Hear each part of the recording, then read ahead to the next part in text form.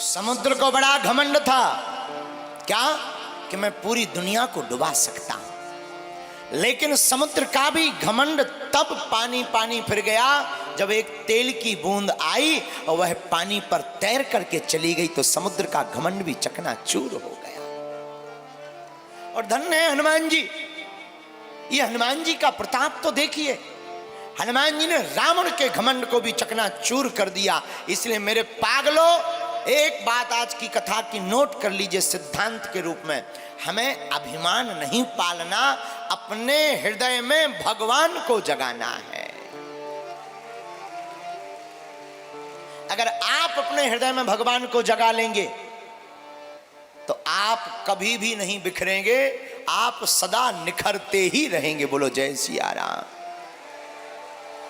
लेकिन हम लोग भी इतने अद्भुत लोग हैं, इतनी जल्दी अभिमान आ जाता है कि हनुमान जी बचाएं। थोड़ा सा भी काम कर लें, दो चार लोग महिमा गा दें, फिर तो आदमी देखो फूला नहीं सहा था। कोई ना बताए तो खुद ही बताने लगते हैं। एक बार दो मित्र थे, एक खुरई का चंगीलाल, एक खुरई का हमारा चेला है चंगीलाल। चंगीलाल का मित्र मंगीलाल। तो चंगीलाल ससुराल जाने लगा, मंगीलाल से बोला क्या तुम चलोगे? मंगीलाल बोला हम चलेंगे तो पर कपड़े नहीं पहने। चंगीलाल बोला, मित्र बोला कोई बात नहीं, आप हमारे ले लो, हम में तुम में क्या अंतर है। दोनों ससुराल गए। चंगीलाल अपनी ससुराल में आया, ससुराल के लोगों ने बढ़िया स्वागत किया। अरे पाहुने आ गए, बड़े दिनों बाद आए, आओ आओ बैठो बैठो बैठो। बैठ गए। चंगीलाल बैठा, शरबत आया, चाय आई, मालपुआ आए। अब ससुराल में जो घर के लोग थे उन्होंने धीरे से पूछा कि आप तो हमारे परिचय के हो, ये आपके साथ में कौन है, ये कौन है? चंगीलाल बोला हाँ, आपने ठीक पूछा, दरअसल ये हमारे मित्र हैं, हम आ रहे थे ससुराल, हमने सोचा एक से भले दो, तो इनसे कहा कि तुम भी चलो। ये बोले हमारे पास कपड़े नहीं है, तो हैं तो हमारे मित्र पर कपड़े हमारे हैं। मित्र को बड़ा बुरा लगा, ये बताओ है? एक तो ले आए, ऊपर से बेइज्जती करा रहे। मित्र अकेले में ले गया, बोले देखो भाई अब तो हम तो जा रहे हैं, हमारा तो दिमाग खराब। क्या हुआ भाई? उन्होंने हमारे बारे में पूछा था कि कपड़ों के बारे में? हमारे बारे में पूछा था, हमारे बारे में बताते, कपड़ों के बारे में क्या बताना? शर्म नहीं आती? चंगीलाल बोला अच्छा लो अब नहीं बताएंगे, अब क्षमा करो, अब नहीं बताएंगे। पड़ोस में बैठने गए, ससुराल में ही।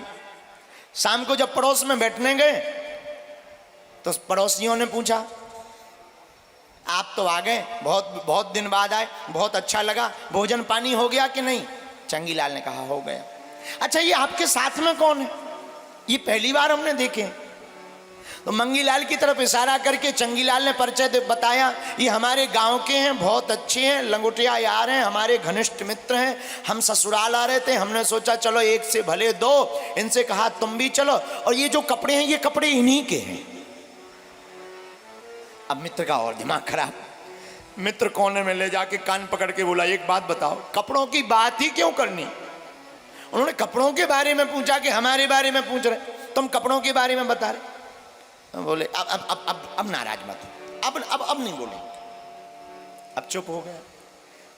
तीसरी जगह गया ससुराल में ही, वहां भी परिचय पूछा आपके साथ कौन है? तो वही परिचय दिया, बहुत अच्छे हैं, गांव के हैं, हमारे बचपन के मित्र हैं, साथ में खेले पड़े बड़े, हम ससुराल आ रहे थे, हमने सोचा एक से भले दो, ये भी हमारे साथ चले आए, लेकिन हम और सब बताएंगे, कपड़ों के बारे में नहीं बताएंगे। बताओ, ऐसे लोग हैं, एक काम कर लेते हैं तो बार बार बताते हैं ताकि दुनिया जाने कि हमने ऐसा कर लिया। यही हमारा तुम्हारा स्वभाव है, हम दुनिया को जताना और बताना चाहते, पर धन्य है वीर बजरंगबली, वो बताना नहीं, वो तो प्रभु श्री राम का काज करना चाहते हैं।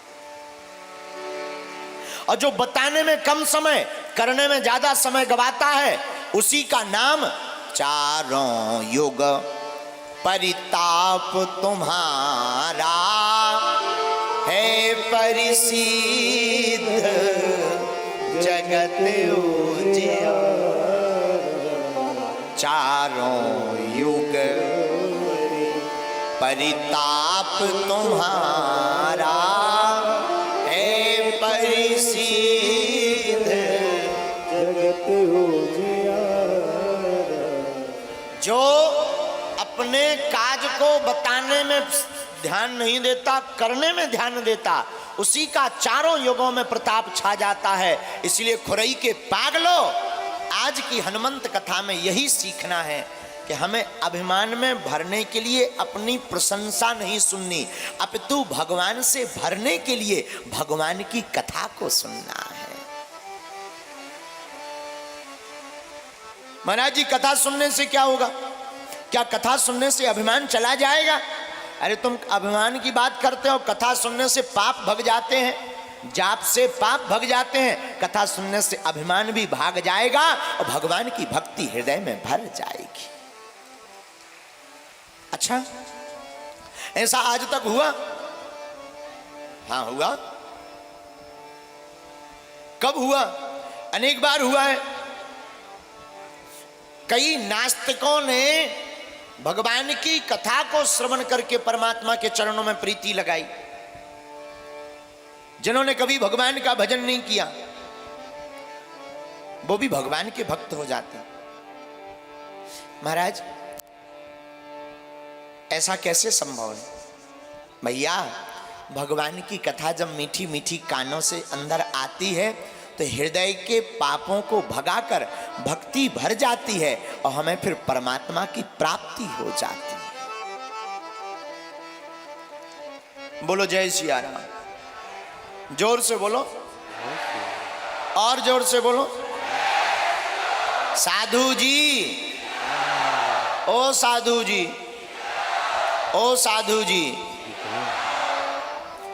भगवान की कथा को जो भी सुनता है उसकी भक्ति बड़ी दृढ़ हो जाती है, मन बड़ा निर्मल हो जाता है, और मन का जो विकार है, मन के विकारों के कारण जो हमारा परमात्मा में मन नहीं लगता, वो मन हमारा शांत होकर प्रभु के चरणों में प्रीति बढ़ा देता है।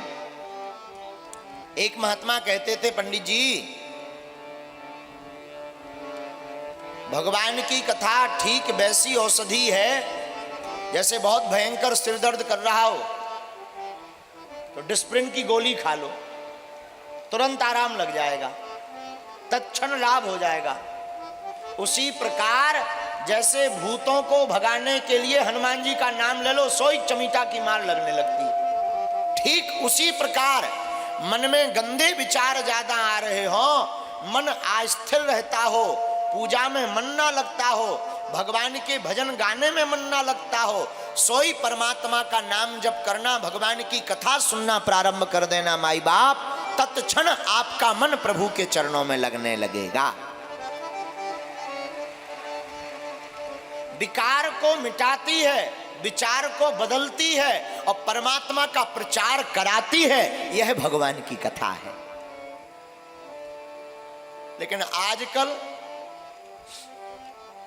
हम लोग भगवान की कथा भी कई लोग मनोरंजन के लिए जाते हैं, चलो बाहर में गया, घर पे मन नहीं लग रहा, 3 घंटे बागेश्वर वाले महाराज आए, 3 घंटे मन लगेगा। कुछ लोग तो इसीलिए आते, कुछ लोग कोई काम नहीं जेब ही काटने आ जाते। हाँ, कथा में श्रोता भी अनेक प्रकार के आते, कुछ लोग घर से मोबाइल नहीं ले आएंगे, यहां से 4-6 मोबाइल ले जाएंगे। बोलो जय सिया राम। जोर से बोलो, और जोर से बोलो।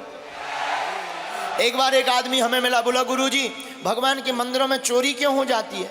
अब हम बोलें सो बोलें क्या? हमने कहा देखो भैया, भगवान की आदत है, जिसका चित्त जहां रखा रहता भगवान उसी की चोरी करवा देता है। वो आदमी भी बड़ा तार्किक था, अब ये नहीं बताएंगे कि वो खुरई का था, बड़ा तार्किक था। बोला गुरुजी हमारा चित्त तो हमारी लुगाई पर रखा, वो नहीं आज तक चोरी हुई। तार्किक था, बड़ा तार्किक। हमने कहा भैया, हमने कहा देखो खतरनाक चीजें चोर ले भी नहीं जाते हैं।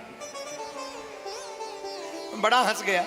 तो हम आपको कहना ये चाह रहे, हमारा चित्त जहां रखा रहेगा भगवान वहीं चोट करते हैं। और एक महात्मा कहते हैं,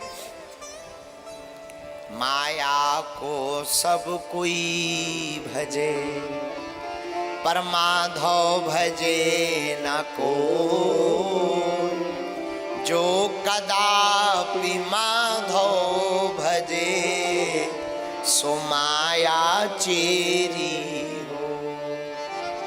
माया को सब भजते हैं, माया सबको चाहिए, माधव केवल भगवान के भक्त को चाहिए, राघव केवल भगवान के भक्त को चाहिए। और हनुमान जी से किसी ने पूछा आपको क्या प्रिय है? हनुमान जी कहते हैं हमें तो राम और राम की कथा ही प्रिय है। और हम हनुमान जी के भक्त कब माने जाएंगे?